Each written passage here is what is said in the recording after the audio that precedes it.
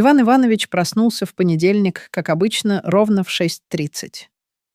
Его будильник, старая советская модель «Слава», издал привычное дребезжание, от которого хотелось либо немедленно встать, либо выбросить этот механический кошмар из окна. Но что-то сегодня было иначе.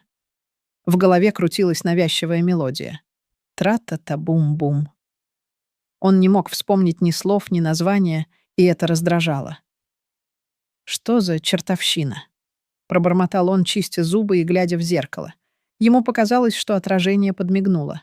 Он моргнул, протер глаза. «Недосып», — решил бухгалтер. Завтрак прошел спокойно, если не считать того, что вместо чая с лимоном он зачем-то приготовил какао. Напиток, который не пил лет 20.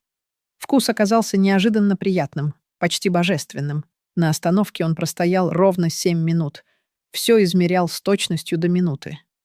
Подошел автобус номер 127, он оплатил проезд картой и сел на 5-е место от входа, у окна. И тут его осенило. «5-е место», — прошептал он. «Я же садился на него, когда ездил с бабушкой в цирк». Воспоминания нахлынули, как цунами. Вот он, 8-летний мальчик в нелепой кепке, ждет клоунов. Вот бабушка угощает его сладкой ватой, и он размазывает липкую массу по лицу. Погрузившись в воспоминания, он проехал свою остановку. В панике потянулся к кнопке остановки, но споткнулся о чью-то сумку и толкнул стоящего рядом мужчину в яркой кепке. Тот, потеряв равновесие, плюхнулся на колени сидящей рядом пожилой даме, которая возмущенно взвизгнула. «Молодой человек, я вам не диван». Пассажиры разразились хохотом. Кнопка, к слову, не сработала. То ли сломалась, то ли Иван промахнулся. В голове его мелькнула глупая мысль о веревке звонка, как в старых автобусах из детства. Дорогие друзья, мы очень просим вас подписаться на наш канал, поставить лайк и оставить комментарий. Это действительно сильно нам помогает. Спасибо вам за то, что вы с нами. «Извините», — пробормотал он, краснея под взглядами пассажиров. «Попробуйте телепатически сообщить водителю», — посоветовала другая пожилая женщина с огромной сумкой, ехидно улыбаясь. «Я так всегда делаю. Работает». Он не ответил и вышел на следующей остановке, решив идти пешком. На улице играла та самая мелодия из головы. Уличный музыкант на саксофоне выводил знакомый мотив. «Что это за мелодия?» — спросил он. «Take Five, Дэйв Брубек», — ответил музыкант. «Классика джаза, мужик. Джаз он никогда не слушал, предпочитая тишину или классику. Но эта мелодия была восхитительна». Он бросил в футляр музыканта 100-рублевку и, слегка пританцовывая, что для него было немыслимо, пошел на работу. В офисе творилось нечто странное. Людмила Петровна, главный бухгалтер и гроза отдела, сидела за столом и красила ногти ярко-зеленым лаком. «Людмила Петровна», — осторожно начал он, — «у нас же квартальный отчет». «Да-да», — беззаботно ответила она, дуя на ногти. «Жизнь слишком коротка для скучных цветов». «Как вам мой маникюр?» Он пробормотал что-то невнятное и сел за свой стол. На столе лежала записка. «Иван Иванович, добро пожаловать в необычный день». Почерк был подозрительно похож на почерк Наташи, практикантки. «Шутки какие-то», — подумал он. Но компьютер был включен, хотя в пятницу он его выключал.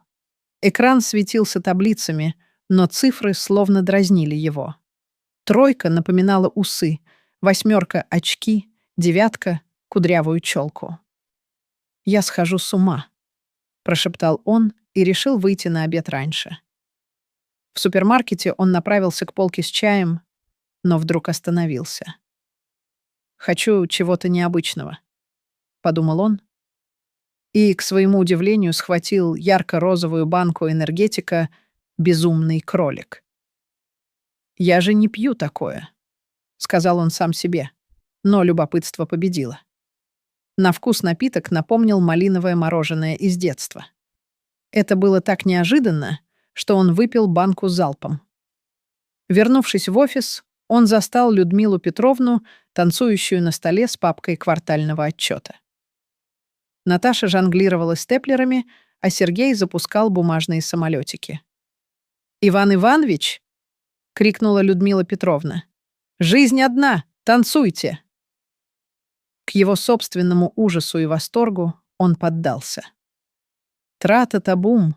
звучало в голове, и он начал неуклюже двигаться. Коллеги аплодировали, крича «Браво!». После работы, все еще в эйфории, он купил букет цветов. Просто так. И коробку пирожных для соседки-пенсионерки, с которой обычно только здоровался. Дома его встретила кошка Мурка. Обычно сонная, сегодня она носилась по квартире, разбрасывая игрушки и перевернув миску с кормом. «Мурка, что с тобой?» — спросил он, но она только мяукнула и продолжила забег. Вместо того, чтобы ругаться, он сел на пол и начал катать мячик. Они играли до позднего вечера, пока оба не устали. Лежа в постели, он пытался осмыслить день. Массовое помешательство? Розыгрыш? Или день, когда Вселенная напомнила, что жизнь может быть яркой?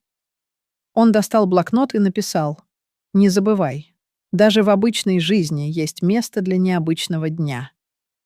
Улыбнувшись, он заснул под Take Five, звучащую в голове. Утром вторника будильник Слава разбудил его снова. Голова была ясной, мелодии не звучали. Он умылся, выпил чай с лимоном и пошел на остановку. Все шло своим чередом. Но в кармане пиджака он нашел ту самую записку из блокнота. Улыбнувшись, он сел в автобус. На 5-е место от входа. Уважаемые зрители, жизнь коротка, и каждый день, сколь бы обыденным он ни казался, таит в себе возможность для открытий. Позвольте себе услышать мелодию, звучащую в сердце, и отважьтесь на шаг за пределы привычного. Ибо в простоте будней скрывается потенциал для мгновений, которые навсегда изменят вашу судьбу. Дорогие друзья, мы очень просим вас подписаться на наш канал, поставить лайк и оставить комментарий. Это действительно сильно нам помогает.